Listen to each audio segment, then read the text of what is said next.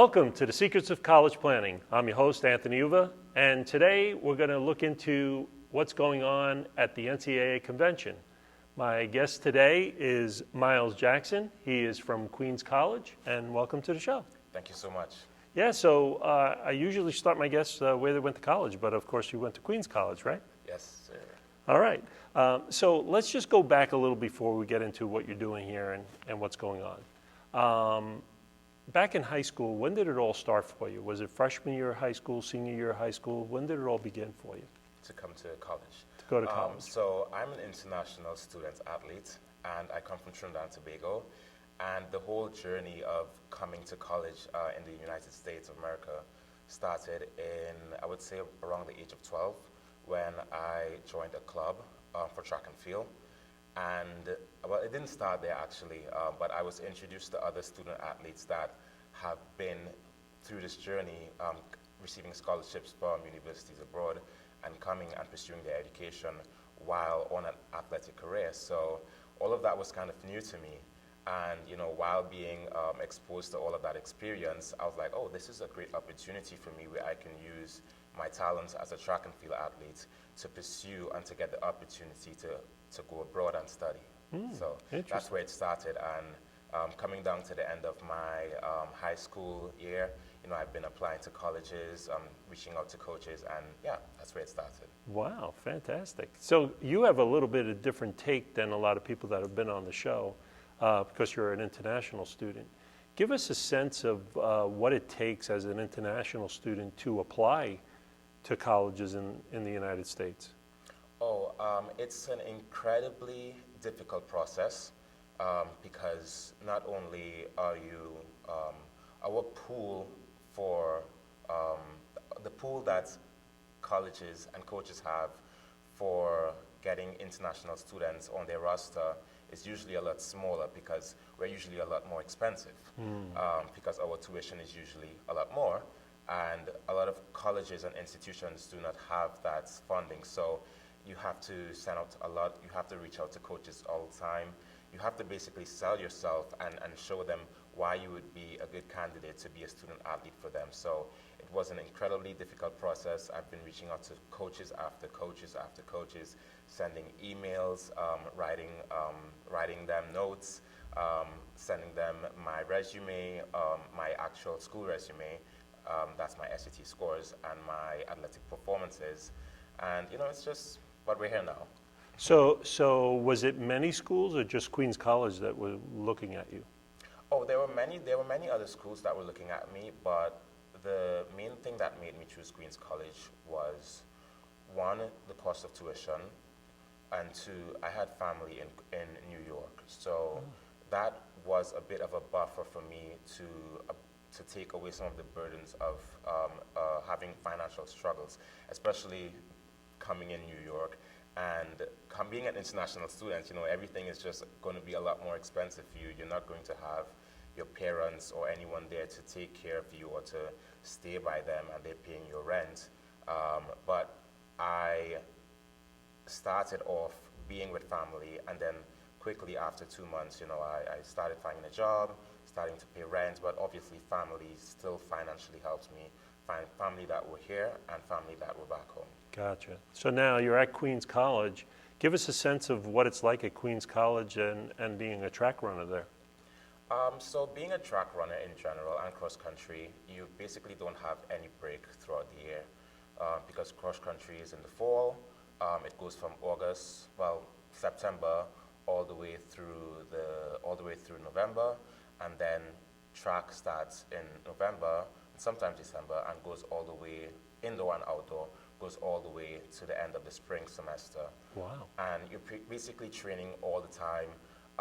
Queens College, I would say, for me, was not the top pick for track and field. If you are a track and field student athlete and you're looking to go to Queens College, I would probably say it's not the top pick. If you're a tennis athlete, maybe it's the best pick for you. So I would say we can do a lot.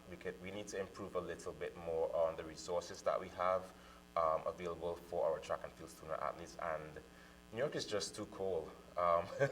You know, to practice all year round. Yeah, it's just too cold. Yeah, so you would advise people maybe even the South would be good. Yeah, yes, absolutely.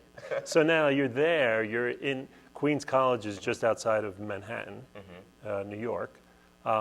Give us a sense of what the school is like. What's the atmosphere at the school? Do you go into New York quite a bit? What's it like for you as a student there? Queens College is one of the most diverse schools, not just in New York, but in America. So the experience there, you don't feel uninvolved. There's an experience for everyone, and you get to meet so many different people. This is the first time in my life that I've ever had friends from all over the world. Literally every single continent, I have a friend from. And it's been an interesting experience because I've had the opportunity to learn about many other cultures, many other ways of thinking. Food, I'm very interested in food because I'm a student athlete. I eat and I love to cook.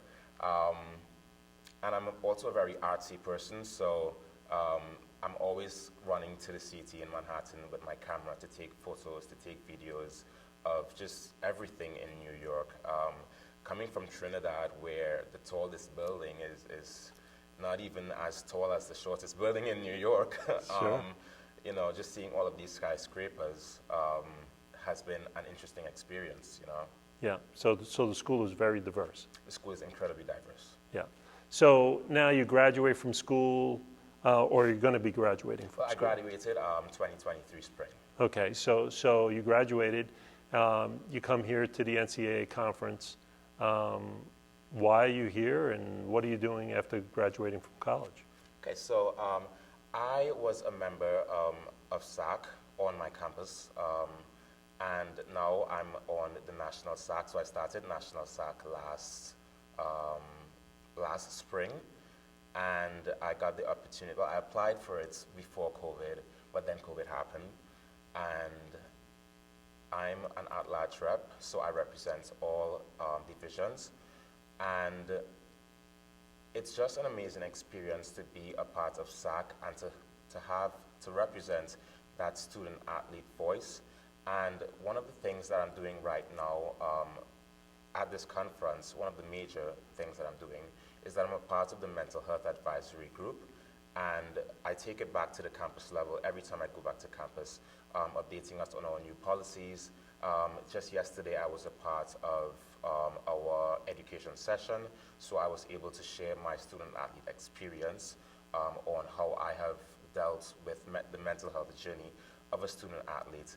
And if it's one thing that we're doing, SAC in general, and the NCAA, is that we're taking the initiatives of mental health a lot more seriously this year and last year and this year, and we're moving more in a direction where we're focusing on how mental health is a crucial aspect to the performance of student athletes. So now, what are you finding out about mental health at the college level for student athletes? What are some of the concerns that are coming up at this conference? A lot of concerns are coming up, but one of the major concerns is that a lot of student athletes, do not take their mental health as seriously as they should. And we're now starting to create this atmosphere where we're normalizing having conversations around mental health, and we're creating an environment where not only that we're normalizing it, but we're making it comfortable for people to express that, hey, I'm a student athlete and I struggle mentally. And it is very easy for a student athlete to struggle, to fall into mental health struggles, because we just have a lot going on sometimes. Sure. And we're not just, just like the regular students who has classes to take care of, life challenges to take care of, we have those things too. And on top of that, we have to worry about scholarships. We're worrying about our performance, all of these challenges that we face on a daily basis while we go to practice, facing challenges of being injured and having to deal with injury and my performance and how it impacts you holistically. So I would say one of the major things that I'm learning about the mental health from from this conference and from previous conferences and previous meetings that I've had with the Mental Health Advisory Group is that mental health is crucially important and directly related to athletic performance. Really? Yes. So what are some of the answers that you're getting? Are they finding out what they can do to help? So one of the things we're trying to do right now is increasing education on mental health. And increasing education on mental health allows student athletes to also become aware of coping mechanisms and coping skills that they can use to deal when they go through times of adversity. That can either be speaking with your counselor, that can either be learning about breathing techniques, dealing with meditation, learning the importance of having a balanced life, and learning the importance of sleep. Sleep is one of the crucially important factors that contributes to student athletes not having that proper mental health that they should have. Interesting. Well, we're coming to the end of our show, and usually I ask my guests, what advice do you want to give to parents and students that are out there, maybe they're track runners? What advice do you want to give them? That's a great question. Based on my experience, I would say before I give my advice, I'm going to let them know that they're not going to be equipped to know everything. Before I came here, I was not equipped as a student athlete to know all of the challenges that I was going to face as a student athlete, as a student, and just as a person, as a human being in general. But the advice I would give is to educate yourself on everything that you do. Educate yourself before you enter an environment.